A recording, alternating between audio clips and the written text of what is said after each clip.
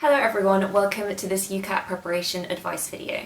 So in this video we're going to be thinking about the situational judgment component of the UCAT. So we're going to be looking at some of the key information about this section.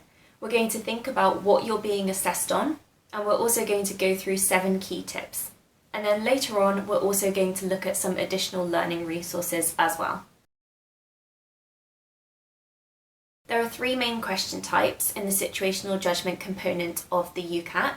So the first of these is how important questions. So in these questions, you need to rate the importance of a particular statement in response to a scenario. Next, we have the how appropriate questions. And in these questions, you have to rate how appropriate a response is to a given scenario.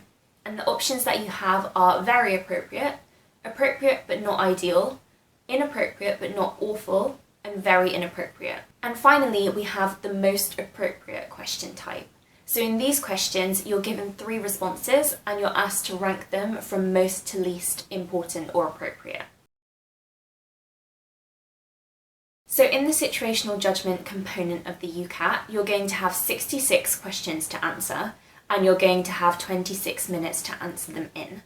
So these questions are spread across different scenarios, and each scenario can have up to 6 questions associated with it. So if you work all of that out, you're going to have around 3 questions or items to answer per minute. There are 5 core domains being assessed in the situational judgment section, and all of these are really important in terms of becoming a future doctor. The first of these is integrity, so acting honestly and professionally. And then we have perspective taking, so empathy and understanding the impact of your actions or a situation on other people. Then we have resilience, which is responding to challenges and failures. And we have adaptability, so that's the ability to offer a flexible approach according to the scenario. And finally, we have team involvement, so that's being able to select the most appropriate individual to delegate to or to seek support from. Now we're going to go through 7 key tips for the situational judgment component, and these are applicable to all question types. So the first one is when you're answering these questions, you're always thinking, what should you do? Not what would you do or what you may have seen being done previously. You're always looking for the most ideal option in that scenario. The next thing to bear in mind when you're answering response type questions is to think about the options irrelevant of the time frame. And what I mean by this is think, would this be an appropriate action, and not would this be the most appropriate initial action to take.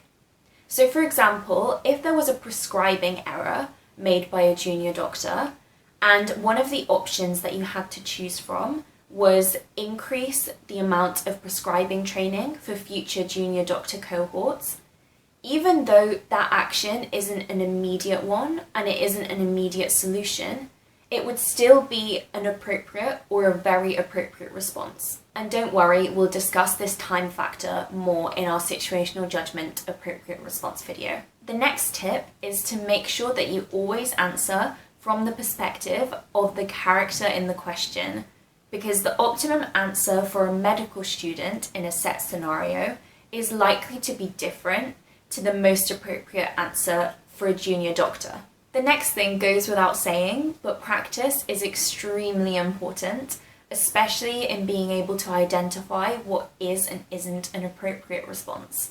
And the more you practice the official questions, the more you're going to familiarize yourself with how they test and implement the 5 core qualities that we talked about. And interestingly, the more extreme options, so those would be very appropriate, very inappropriate, or very important or not important at all, make up over 2/3 of the answers in the official online practice questions.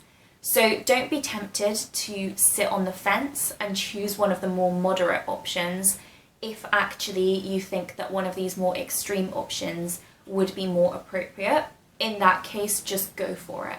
If you're unsure about a particular question, then you can quickly just go through the other options or the other questions related to that scenario because often this really helps in differentiating which actions are more or less appropriate than others, and it can help you come to the right answer. However, do remember that within the same scenario, there can be multiple questions that have the same answer.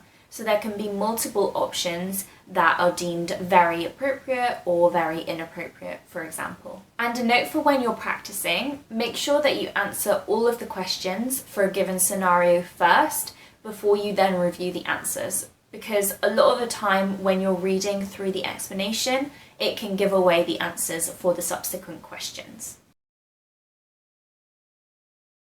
And finally, in this video, we're going to go through some useful learning resources for the situational judgment component. So first of all, we've got important reading that you can do.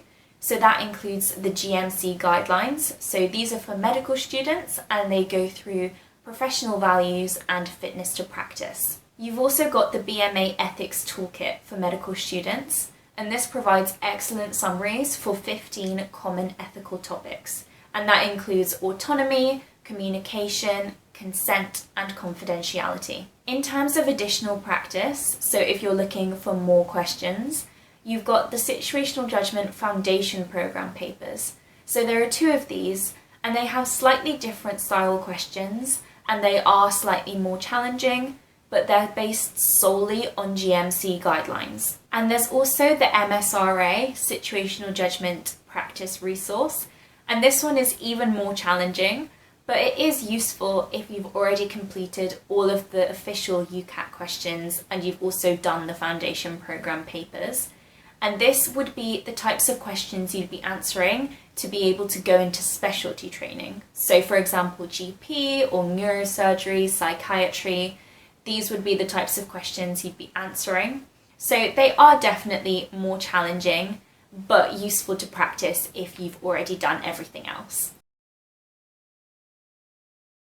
In this video, we've gone through some of the key information for the situational judgment section of the UCAT, including the timings. We've talked about the 5 core domains that you're being assessed on, and we've gone through some key tips and also some additional learning resources. Do have a watch of our other situational judgment videos in which we're going to be discussing specific tips for the response type questions and consideration questions, and we're also going to be covering some important topics for the situational judgment test.